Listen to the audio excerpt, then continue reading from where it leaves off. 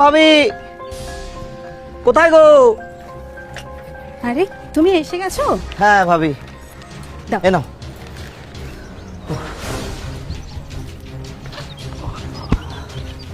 ইস, একেবারে ঘেমে গেছো তো। গরমকালে তো ঘাম হবেই ভাবি। সত্যি বাজারটা তো আর কম দূরে নয়। তোমার ভাইজানটা না এক নম্বরে অলস। আর ছাড়ো না, ভাইজান তো দুদিনের ছুটি নিয়ে একটু আরাম করতেই আসে। এই শরবত খাবে? হলে মন্দ হয় না। একটু বসো, আমি বানাচ্ছি। ঠিক আছে ভাবি।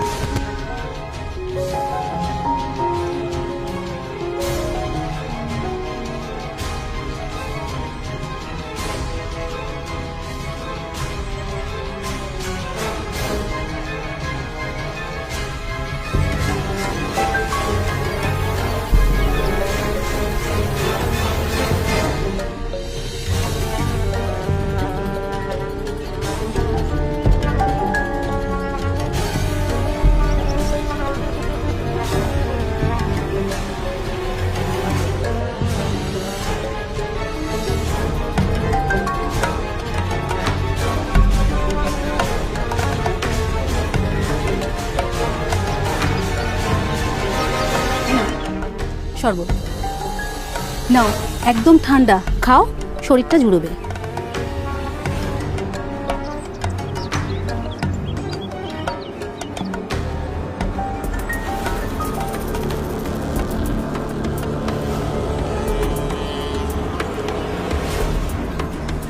এই হা করে কি দেখছো? শরবতটা খাও।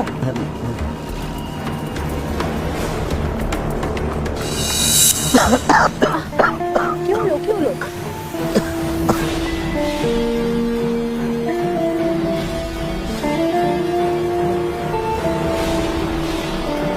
কি যে করো না তুমি।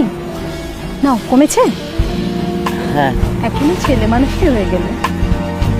আর একটু খাও। না, আরে তুমি খাও খাও। আরে কোথায় থাকো এতক্ষণ? বেরোবো তো। এই না, আসলে মিনাকে দুধ খাওয়াচ্ছিলাম। মেয়ে না রাক্ষস, ঘন্টায় ঘন্টায় এত খায়। হে আল্লাহ, এ কি বলছো তুমি? ঠিকই বলেছি, তবু যদি ব্যাটা হতো। বেটাই কি সব তোমার কাছে? হ্যাঁ হ্যাঁ, ব্যাটাই সব। কত শখ ছিল আমার একটা ব্যাটা হবে, তাকে বড় করব। বুড়ো বয়সে জোয়ান মদ্য ব্যাটা বাপের পাশে এসে দাঁড়াবে, তা না একটা বেটি দিল। খরচের উপর খরচ তালা। কি বলছো তুমি? তোমার কোনো ঠিক আছে? হ্যাঁ ঠিকই বলছি। খাওয়াও পড়াও, তারপরে এক গাদা টাকা খরচা করে শাদি দিয়ে দাও। দেখো, সন্তান তো সন্তানই হয়, আর এখন ছেলে মেয়ের মধ্যে কেউ ভেদাভেদ করে? হ্যাঁ আমি করি। দেখো, ছোটবেলা থেকে লেখাপড়া করে মানুষ করলে মেয়েও যে ছেলের সমান। এই থামো, ওসব জ্ঞানের কথা না কেতাবে ভালো লাগে, আমাকে বুঝিও না।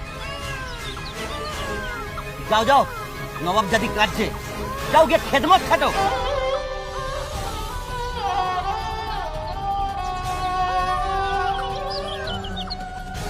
একটা বেটা দেবার মুরদ নেই, আবার বড় বড় কথা।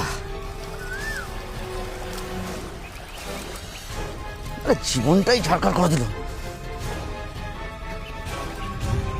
ও কানাত ভাই, হ্যাঁ ভাবি।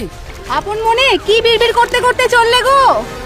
আরে কিছু না, সবই আমার নসিবের কথা। নসিবের কথা? তা কি কথা শুনি? আরে না না, তেমন কিছু না। তুমি ডাকলে কেন বলো? ও বাবা,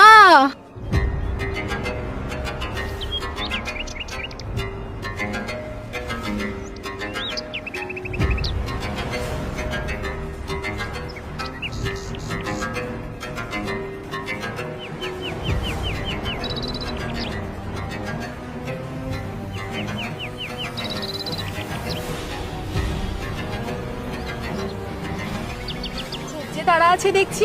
হ্যাঁ একটু কাজে যাব। ও আচ্ছা আচ্ছা, যাও, পরে না হলে বলবো। আরে বলো না। কখন ফিরবে কাজ থেকে? এই কাজ থেকে ফিরতে ফিরতে সন্ধে হয়ে যাবে। কাজ থেকে ফেরার পথে একবার আমার বাড়ি হয়ে যেও তো। কেন? ও বাবা, কৈফিয়ত নিয়ে তারপরে আসবে? না না, এমনি জিজ্ঞেস করলাম। দরকার আছে, এসো তখন বলবো। আচ্ছা। ভুলে যেও না কিন্তু আবার। না না, ভুলবো কেন, আমি 7 নাগাদ আসবো। আচ্ছা।